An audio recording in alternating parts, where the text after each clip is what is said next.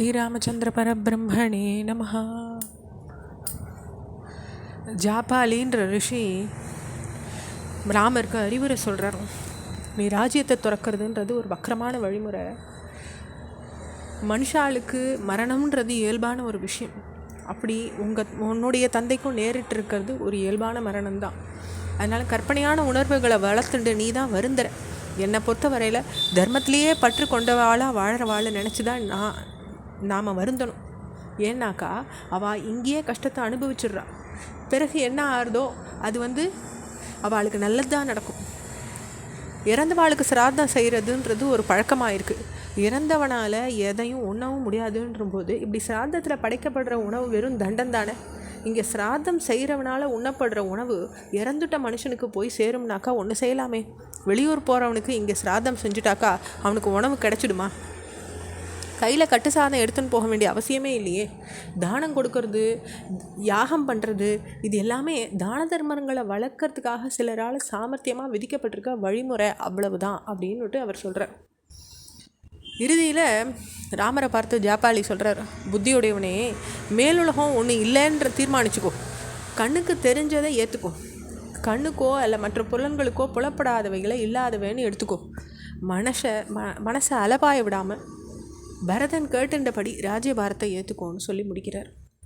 சத்தியத்துலேயும் தர்மத்துலேயும் மாறாத பற்று வச்சுட்ட ராமர் தன்னுடைய குணநலங்களுக்கு ஏற்ற பதிலை ஜாபாலிக்கு சொல்ல முற்படுறார். ராஜ்யத்தை நான் அடையணுன்ற எண்ணம் வச்சுண்டு ஏற்கத்தகாத வார்த்தைகளையெல்லாம் ஏற்கத்தக்கவ போல பேசுகிறீங்க. மரியாதைகளை விடுத்து பாவ வழியில் போய் தர்மத்துக்கு விரோதமான நடத்தையை மேற்கொள்கிற மனுஷன் நல்லவாளுடைய மதிப்பை பெறதே இல்லை.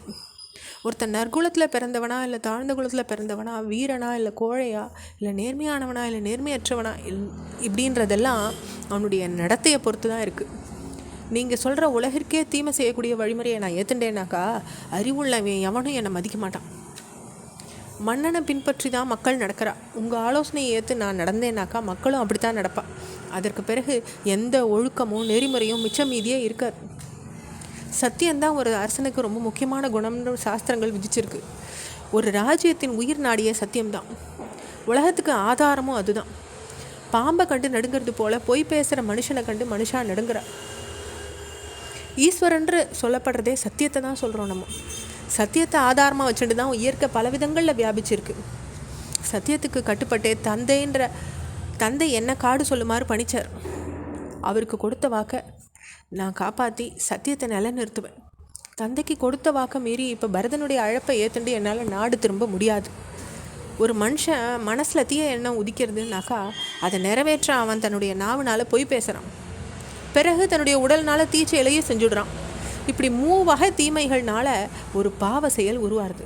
முதல்ல மனசில் தோன்ற எண்ணம், அப்புறம் தன்னுடைய நாவினால் வர பொய், அடுத்து தீச்செயல். இந்த 3 வகை தீமைகள்லேருந்து ஒரு பாவ செயல் உருவாருது. இதை நான் கண்டிப்பாக செய்ய மாட்டேன். தர்ம வழியிலேருந்து முற்றிலும் மாறுபட்டவனா கேடு விளைவிக்கக்கூடிய நாத்திக வழிமுறையை ஏற்பவரா நீங்கள் பேசுகிறத பார்க்கும்போது உங்களை என் தந்தை ஏற்றுன்றது சரியான செயலோ அப்படின்ற சந்தேகம் என் மனசில் வருது. நாத்திகவாதம் பேசுகிறவன் சந்தேகிக்க தகுந்தவன். உங்களை விட மேன்மை பெற்ற அந்தணர்கள் யாகங்களையும் தானங்களையும் வைதீக காரியங்களையும் செஞ்சு இந்த உலகத்தில் மேலுலகத்துலேயும் நற்கதி அடைஞ்சிருக்காங்க. தர்மத்தில் பற்றுடைய முனிவர்கள் உலகில் பூஜிக்கப்படுறாங்க.